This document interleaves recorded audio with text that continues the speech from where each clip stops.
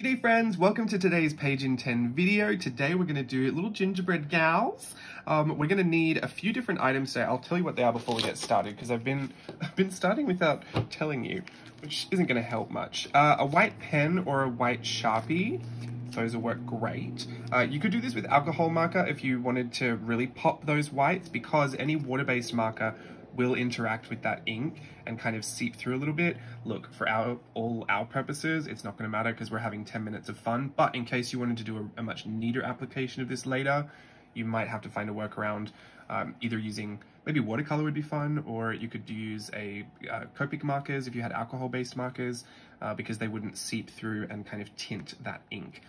But either way, we're going to use Tombow markers. I want a brown and kind of a deep brown because we really want to pop this, and also a darker brown just to add a bit of shadowing to the edges.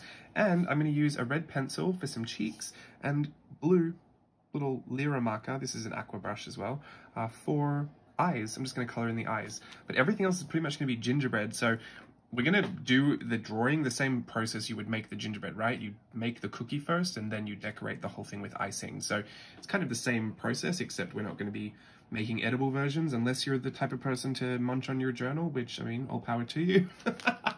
But yeah, we're going to do the same process. So grab that stuff if you can and get it quickly because we're starting now. You can pause if you want. Set timer for 10 minutes. Okay, 10 minutes. Thanks, Siri. Okay, we're gonna do, it's a little bit Hey Arnold, this version. We're gonna do a really flat oval shape.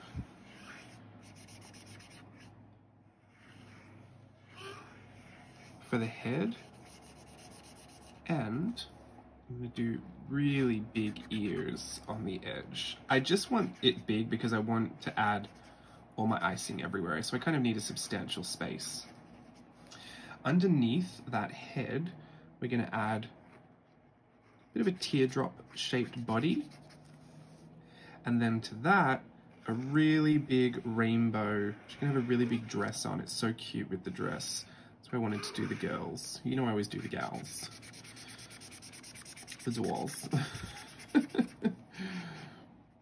I promise we'll do one, at least we'll do one boy elf. How about we make I'll do a little Australian elf. We'll make him a boy. It'll be my one male drawing this year. Okay, we're gonna do little feet as well. I'm just gonna use my Tombow and push it on the side to add these two little hooked feet. You know, cookie cutter shapes are very simplistic, so don't try and overdraw any details on this. Those are big chunky feet, but that's okay. We'll give her big chunky hands as well.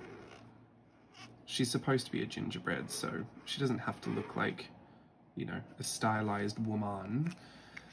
Now, I want to add the little side bit on first. I'm going to go on the right-hand side of my gingerbread and just press off to the right. So I'm getting a bit of a thick line on each of the right edges, even like underneath here a little bit. So around the ear, under the chin, even under the arm. And if we just press it into the right-hand side, it'll look like a little shadow on our cookie, and our cookie will look a little dimensional. I'm going to do it on the right-hand side of this leg. On the inside of this one. Sometimes go underneath a little bit. This is not a really realistic shadow, but it'll work for us. We'll go underneath this arm and underneath this a little bit. There we go. I think that'll work perfectly fine for our gingerbread. Now the first step I'm going to do is shake up this white, because if you don't shake them, they don't tend to work very well. This is a Sharpie white. It's actually a water-based. If you can get your hands on one of these small ones, this is actually really fun white pen, and I know a lot of people have issues with the Tombow, not the Tombow, the Uniball Signo not working. This is a paint marker, so it works really well over everything. It will tint slightly because of that water-based marker. It'll turn a little bit brown, but it should be good. If it gets a little too brown, just wipe it off on a Post-it or something. Keep yourself going. We're going to outline the whole thing first. I want to separate the head from the body just because I like to do that, but then we're going to outline everything else, running our icing all the way around just to kind of literally give it definition. I do that with the marker because it's a little bit thicker, and then I use the gel pen for all of my kind of details. First ones I'm going to add, because I need them to dry so I can color them in, are two oval eyes to the edge. If you watched the last page in 10, you would have seen the kind of whimsical features I talked about, those really wide set eyes. We're going to do that. And then 3 lashes, 1, 2, 3, 1 in the center, going up to the top, and then 1 to each top corner, kind of like a W. We've got that sideways oval nose, and then the big smiley mouth that just curves underneath that. 2 little hooks. I'm going to put a whole bunch of dots just above the nose for freckles. I like that look. I think it's cute. And then a teardrop. This is just a little icing decoration. It's an upside down teardrop. And then 2 smaller ones next to it. And then a swirl. I'm taking the swirl up to the top of the head and then rounding it down towards the eye. That's how I like to think of that.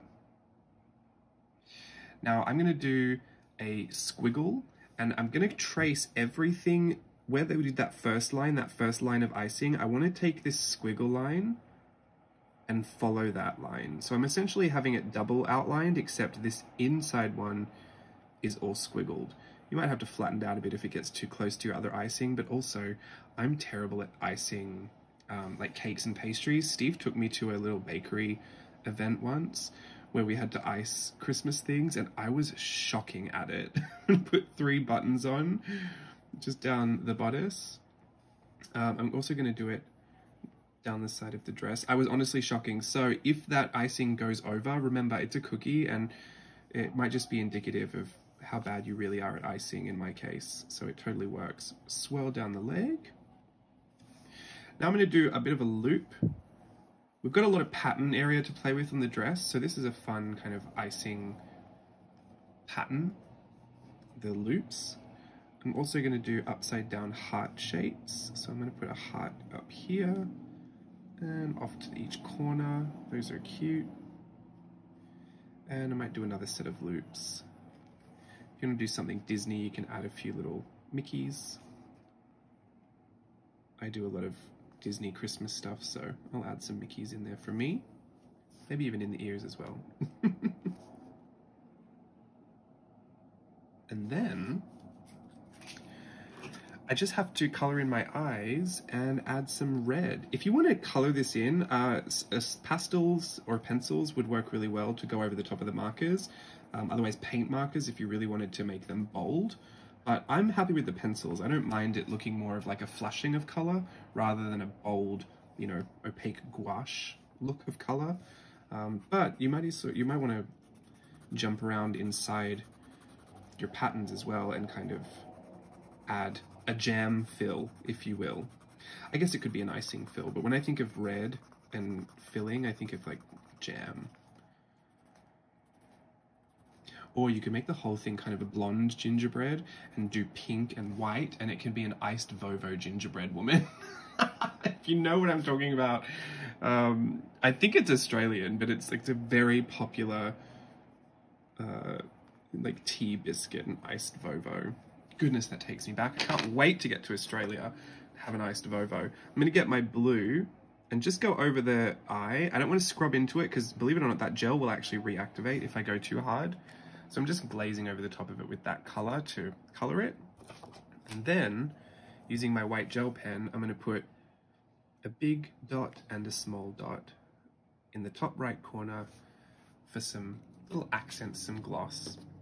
Now, if you want to add anything extra to it, don't feel afraid. Like, it's never too late to kind of add a big bow. Just remember, you might want to add some of the shadow to the right-hand side so you can give it some depth. And I would do the same idea that we did before, where we outline it with the marker, and then put the squiggle fill in there as well. So if you wanted to kind of accessorize it, or maybe you forgot to add something, or you wanted to give it a candy cane, or you just go nuts with it after the fact, it's still possible to add anything you want. Just approach it the same way. Honestly, anything you want to draw, if you just start with your you really just have to draw the base shape out with your brown, and then you have to add a little bit of shadowing to the side. All of your details are done with a mix of, you know, a bold white to kind of outline it, and then a detail white to pull out some of these features and not have it all blend together. And I mean, I've only used 2 colors on this, and I think that's more than enough. But if you had a specific Christmas palette you were working with, you could totally glam the whole thing up. But I'm gonna leave it there. By this point, you would have already seen I've done a whole bunch of Australian gingerbread cookies for my collage club. So this actually is one of the things that I've been working on for my Christmas kind of journaling experience. So I'm happy to share this with you just in case you wanted to try your hand at some of your own gingerbread people or gingerbread items. Like some of the, I think the one I like the most from the Australian set on Collage Club is the cockatoo. I think it just really worked. I really like that one. Is it a cockatoo? I think it is. Yeah. I'm now questioning my Australian. I've been so far away from Australia for so long, I'm now questioning how much I actually know about my Australian flora and fauna. Anyway, we still got 40 seconds left. I'm going to cut it there because we don't need to chat forever. We've had a wonderful time. Hopefully you're enjoying finishing that up. As always, please feel free to do a more cleaned up version or to keep going and have your creative frenzy. Here is my little post-it version I had. I've actually done samples of these throughout my book, but I can't flip back and forth as I'm doing it, so I've had to make these cute little versions. Honestly, I've enjoyed the cute little versions as well, so I'm even having fun doing them multiple times. Hopefully you can have fun revisiting some of this as well, or transferring this into your journal if you're one of the few people that I do know work outside of their journal to feel more safe.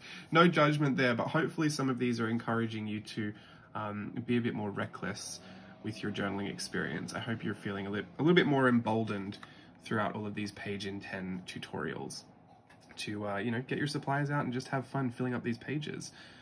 That's it for me. I will see you again in another, I think the next one is the last one I have planned for my page in 10 Christmas videos. So I will see you there.